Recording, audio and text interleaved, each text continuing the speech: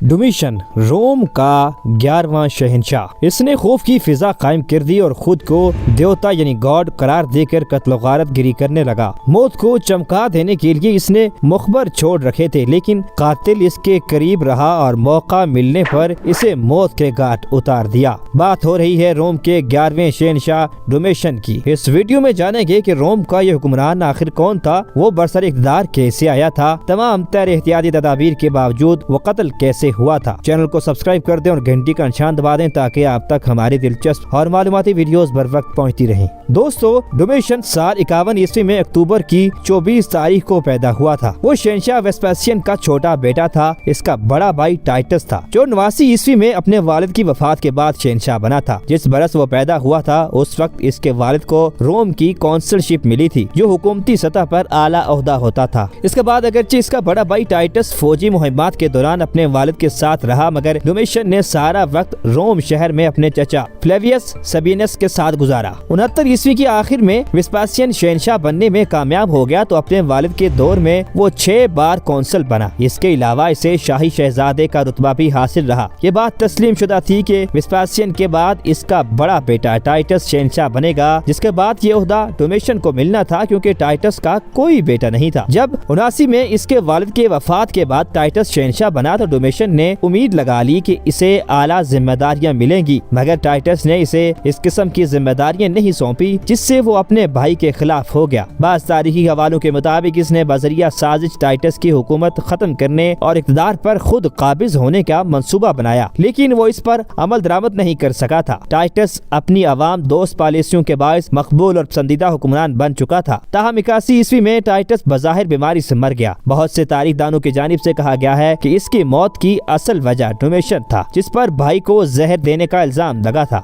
जानलेवा बीमारी से कबल टाइटस डोमिशन के हमरा रोम से दूर अपने खानदानी घर में गया था। ताहम जब वो बीमार पड़ा तो डोमिशन इसे वहीं छोड़कर रोम चला आया और शहंशाह बनने की तैयारियां करने लगा। 13 सितंबर 81 को टाइटस मर गया, जिसके बाद डोमिशन रोम का शहंशाह बन गया। कहा जाता है कि अपने दौर इक़्तिदार का आगाज इसने अच्छी हुक्मरानी से किया और लोगों की फलाह के लिए सोचने लगा। जब वो शहंशाह के ओहदे पर फायज हुआ उस वक्त रोम को तामीर नौ की जरूरत थी। टाइटस के दौर में रोम में आग लगी थी, जिसमें शहर का काफी हिस्सा जल गया था। अगरचे टाइटस ने जलने वाली इमारतों और मंदिरों की तामीर का काम कराया था, मगर वो जल्द ही इंतकाल कर गया था, जिसका बायस बहाली का काफी काम रहता था। डोमिशन ने राख बनने वाली सरकारी इमारतों की बहाली की। इसने एक नया मंदिर, एक स्टेडियम और मौसीकारों और शायरों के लिए एक कॉन्सर्ट हॉल तामीर कराया। डोमिशन ने अपने लिए भी एक नया महल बनवाया जो द फ्लेवियन पैलेस कहलाता है। अगरचे वो खुद इखलाकी इक़्तिदार से महरूम समझा जाता था, ताहम इसने अवामी अखलाकियात का मयार बुलंद करने के लिए कई इक़दाम उठाए, जैसा कि मर्दों को हिजरा बनाने के अमल को ममनू करार दिया गया और हम जिन्स परस्ती में मुलव्विस सेनेटर्स को खबरदार किया गया। जिनसी सरगर्मियों में मुलव्विस होने वाली पादरी खवातीन को सख्त सजाएं दी। कहा जाता है कि बदकारी में मुलव्विस होने के इल्जामात पर एक पादरी खातून को जमीन में जिंदा गाड़ दिया गया था, जबकि इसके आशिक को भी कत्ल कर दिया गया था। इसके अलावा डोमिशन खेलों का मद्दाह था। वो हर तरह की तफरीह का दिलदादा था, जैसा कि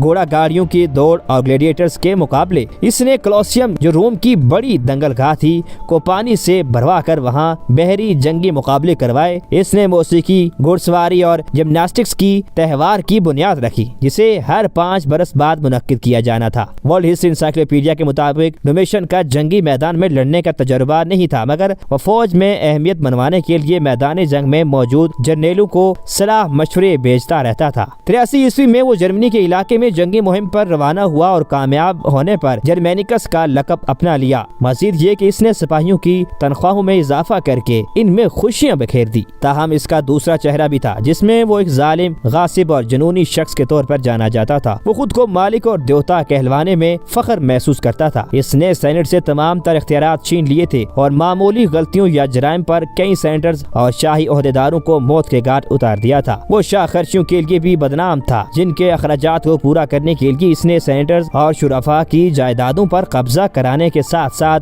कई इलाकों में टैक्स की शरह बढ़ा दी थी। तारीखदान स्यूटानियस ने लिखा कि इसने जिंदा अफराद के साथ साथ मरने वालों की जायदादें भी हथिया ली थी। वो माजी के शहंशाहों के अंजाम को जहन में रख कर जी रहा था और इसका ये खौफ वक्त गुजरने के साथ साथ इसे मजीद गैर महफूज करता रहा। रोमन तारीखदान ल्यूकेशियस के मुताबिक वो जल्द इश्तियाल में आ जाता था और किसी पर रहम نہیں کرتا تھا۔ اس نے اپنے مخالفین کی کھوج کے لیے مخبروں کا جال بچھا رکھا تھا جو اس کے خلاف ہونے والی سازشوں کے بارے میں اسے مطلع رکھتے تھے۔ وہ قیدیوں پر بدترین تشدد کراتا تھا اور تفتیشی افسران سے کہتا تھا کہ ملزمان کے ہاتھ کاٹ دیے جائیں۔ اس کے علاوہ زیر تفتیش ملزمان سے معلومات اگلوانے کے لیے ان کے مخصوص اعضاء کو بھی جلا دیتا تھا۔ وہ غداری کے الزامات کی آڑ میں اپنے کئی مخالفین اور ناپسندیدہ افراد کو موت کے منہ میں دھکیل چکا تھا۔ کہا جاتا ہے کہ ڈومیشن نے سینڈرز اور شرفا کو ڈرانے کے لیے ایک عجیب و غریب ضیافت کا انتظام بھی کیا تھا۔ یہ ایسا واقعہ تھا جو اس کی جنونی شخصیت کی عکاسی کرتا ہے۔ آئیے جانتے ہیں کہ یہ کس قسم کی پارٹی تھی۔ تاریخ دان ڈیوکیسیس کے مطابق 99 عیسوی میں شہنشاہ نے روم کے شرفا کو رات کے کھانے پر مدعو کیا۔ جب مہمان شاہی دعوت میں پہنچے تو وہاں عجیب قسم کا ماحول تھا۔ کھانے کا حال تدفین کے مقام جیسا منظر پیش کر رہا تھا۔ ڈومیشن نے تمام مہمانوں کے نام قبر کے کتبوں جیسی تختیوں پر